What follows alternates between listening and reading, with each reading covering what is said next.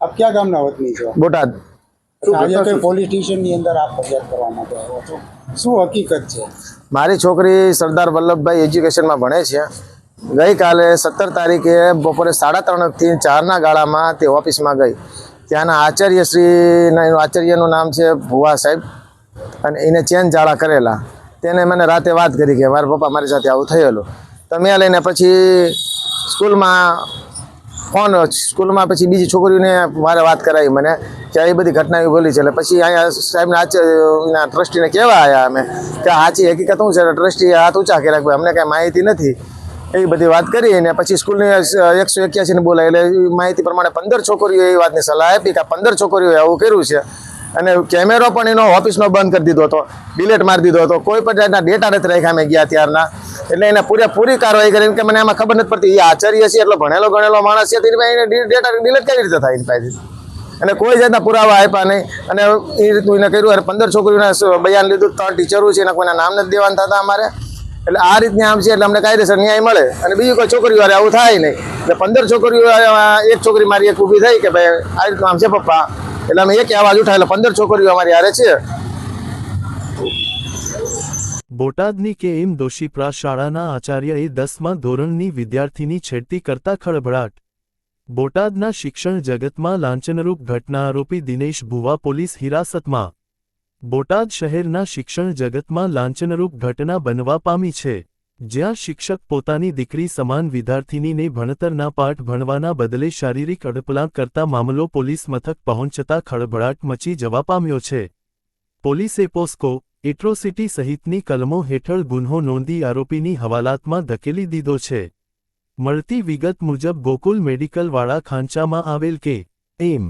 દોશીપ્રા શાળાના આચાર્ય દિનેશ પ્રસોત્તમ ભુવાએ ગઈકાલે સગીર વયની વિદ્યાર્થીની ઓફિસમાં કાતર લેવા ગઈ ત્યારે હાથ પકડીને કહ્યું કે તું આવતા વર્ષે કોમર્સા સ્કૂલમાં ભણીશ। પછી કમર પર હાથ રાખીને કહ્યું કે તું મને પ્રોમિસ કર કે તું આવતા વર્ષે પણ અહીં ભણીશ। ત્યારબાદ ઓફિસ બહાર નીકળી બીજી વિદ્યાર્થીનીને આ વાત કહેતા તેની સાથે આવી ઘટના બન્યાનું જણાવ્યું હતું।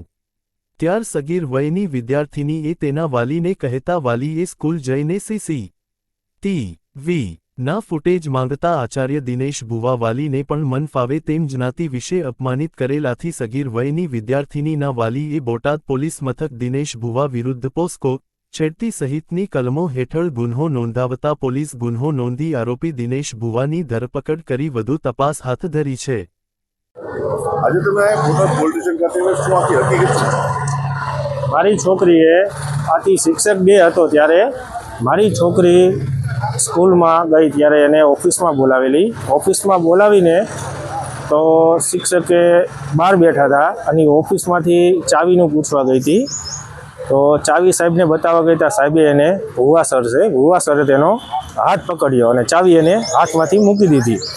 પછી તેને ઘરે આવીને મને આ વાત ન કરી, કારણ કે એને ડર હતો કે ભુવા સર મને આમાં નપાસ કરશે 10મા ધોરણમાં, કે મને માનસિક ટોર્ચર આપશે। એટલે એના બી કે એ રોજ ગભરાઈને રહેતી હતી અને રડતી હતી। એટલે હું એને અવારનવાર પૂછતો, બેટા શું થયું તને?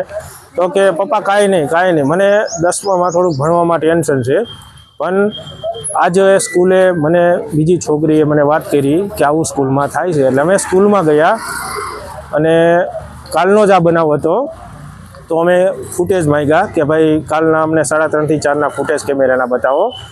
તો એને એમ કીધું કે આમાં જોઈ લો તમે તમારી હાથે, અને કે આમાં કાંઈ એવું છે નહીં કે, અને શું લેવા તમે આવ્યા? અને અમને પહેલાં મને ઘણી ધાક ધમકી આપી સાહેબે કે તમે શું લેવા અંદર આવ્યા, મને શું થયું એ મને જાણ કરો।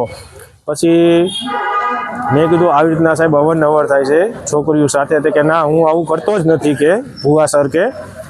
અને પછી 15 છોકરીઓ, એટલે મેં 181માં ફોન કર્યો મહિલા હેલ્પલાઇનમાં, અને ત્યાં મહિલા પોલીસ આવી, લેડીઝ અને બધી છોકરીઓને બોલાવી। 10મા ધોરણ, 11મા ધોરણ, 12મા ધોરણ બધાની પૂછપરછ કરતાં 15 થી 20 છોકરીએ એમ કીધું કે આ ભુવા સરે અમને અવારનવાર અમારો હાથ પકડે અને આવી રીતના આમ ઘણું ગેરવર્તન અમારી હારે કરે છે, પણ અમે નથી કહી શકતા, જેથી કરીને અમને બીક છે કે અમને નપાસ કરશે, અમને વાલીઓને ખબર પડશે તો અમને આવી રીતના આમ સંસારમાં અથવા અમે કોઈ મોઢું દેખાડવા લાયક નહીં રહેવી।